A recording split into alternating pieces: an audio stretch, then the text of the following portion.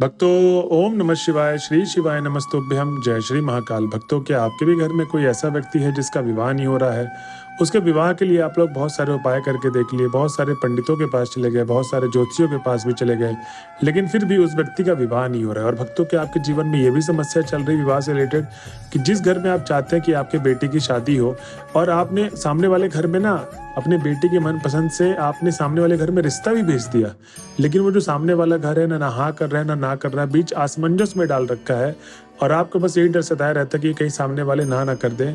तो भक्तों, चिंता मत करिए। आज की जो ये वीडियो होने वाली है, सिर्फ और सिर्फ गुरुदेव जी ने आज के इस वीडियो में विवाह से रिलेटेड उपाय बताए हैं। अगर आप इसको अपने जीवन काल में करते हैं तो आपकी जो भी मनोकामना है भगवान भोले बाबा निश्चित रूप से पूरी करेंगे ही करेंगे।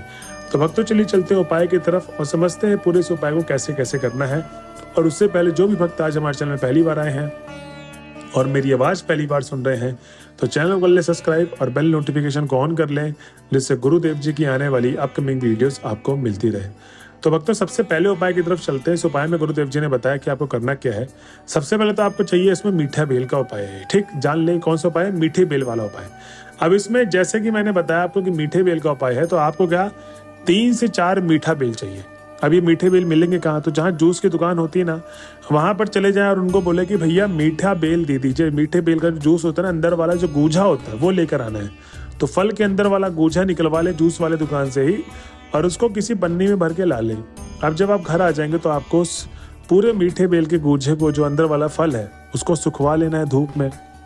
अब अच्छी तरीके से जब वो सूख जाएगा तो आपको उसको जला लेना है और जला के उसका भस्म तैयार करना है। क्या करना है? भस्म तैयार। अब जब उसको जला के भस्म तैयार कर ली है तो उसको छन्नी से छान ले और प्योर पाउडर फॉर्म में जो वो भस्म निकलेगा उसको आपको रख देना है। कहाँ पर? एक डिब्बी में। अब भक्तों, इस उपाय को करना कब है? तो जो भी अगला सोमवार का दिन होगा, जी हाँ भक्तों, अगला सोमवार का दिन जो भी होगा उस दिन आपको ये उपाय कर लेना है। इस उपाय में गुरुदेव जी ने बताया है कि आपको इसमें साथ में तो चाहिए ही चाहिए क्या? मीठे बेल का भस्म। आपको साथ में इसके चाहिए 1 लोटा जल, जो पीतल के लोटे में जल होगा, और आपको घर जल से भर के लेके जाना है। मतलब जल जो होगा आपका घर से भरा होना चाहिए, मंदिर परिसर से जल नहीं भरना है। ठीक, तो इस चीज का आपको विशेष ध्यान देना है।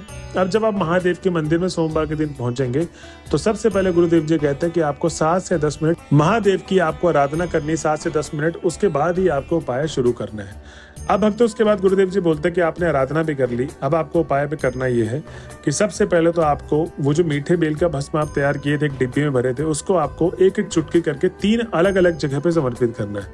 अब भक्तों, जैसे जैसे मैं आपको स्थान बताऊंगा ना कि इस जगह पे समर्पित करना है, वैसे वैसे ही आपको समर्पित करना है उसी स्थान पे। ये नहीं कि आप अपने हिसाब से ऊपर नीचे दाएं बाएं कहीं भी कर ले। ठीक भक्तों, गुरुदेव जी कहते हैं कि जो आपको पहला वाला जगह है जहां पर अर्पित करना है मीठे बेल का भस्म, वो आपको करना है शिवलिंग का सबसे ऊपर वाला भाग होता है ना, वहीं पर आपको अर्पित कर लेना है 1 चुटकी भस्म।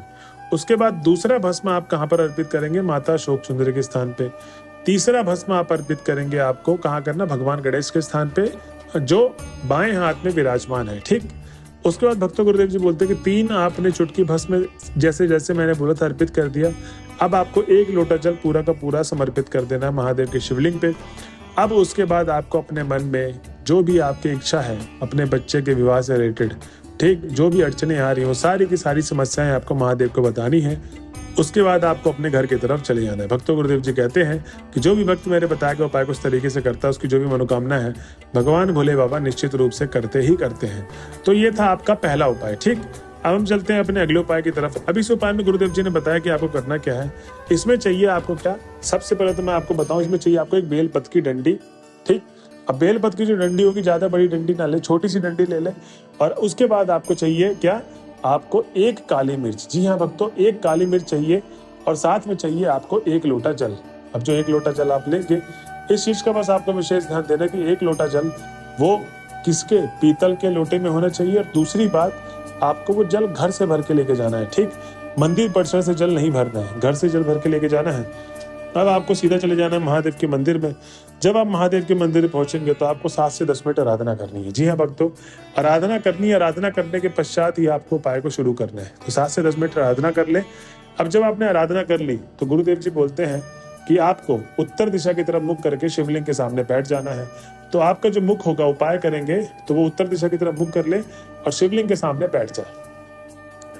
अब जब आप बैठ गए हैं तो आपको एक बेलपत की डंडी और एक काली मिर्च से सबसे पहले आपको जहां पर बैठे हैं ना, वो जो हिस्सा दिख रहा है शिवलिंग का, मतलब जो सामने वाला हिस्सा दिख रहा है शिवलिंग का, उसके जस्ट अपोजिट वाले भाग में आपको वो एक बेलपत की डंडी और काली मिर्च रख देनी है।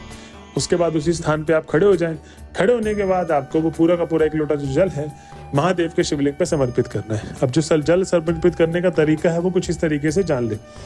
जैसे कि आपने देखा होगा कि नदी होती है, एक समान धारा की तरह बहती है, ना ज्यादा तेज ना ज्यादा धीरे, वैसे ही आपको समान धारा की तरह पूरा का पूरा जल भी समर्पित करना है महादेव के शिवलिंग पे।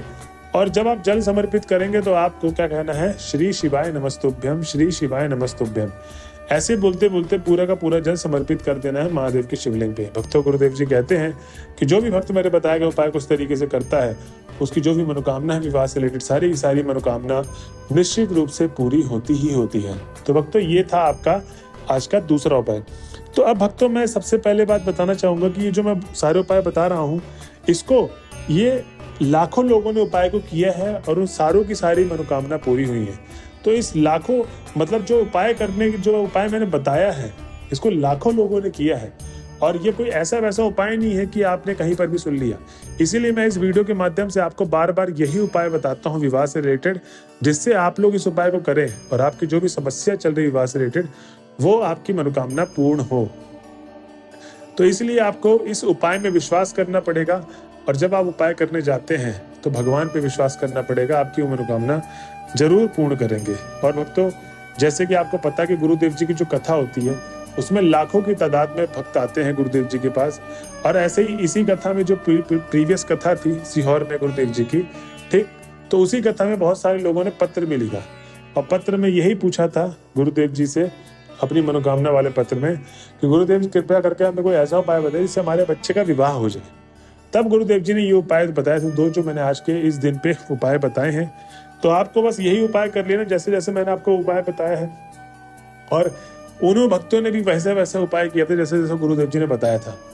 और ठीक 1 महीने बाद गुरुदेव जी की कथा में वापस से वो भक्त आते हैं और कहते हैं कि हे गुरुदेव, आपने जो हमें उपाय बताया था ना, हमने उस उपाय को किया है और उपाय करने मात्र से हमारी सारी की सारी मनोकामना पूर्ण हो गई है।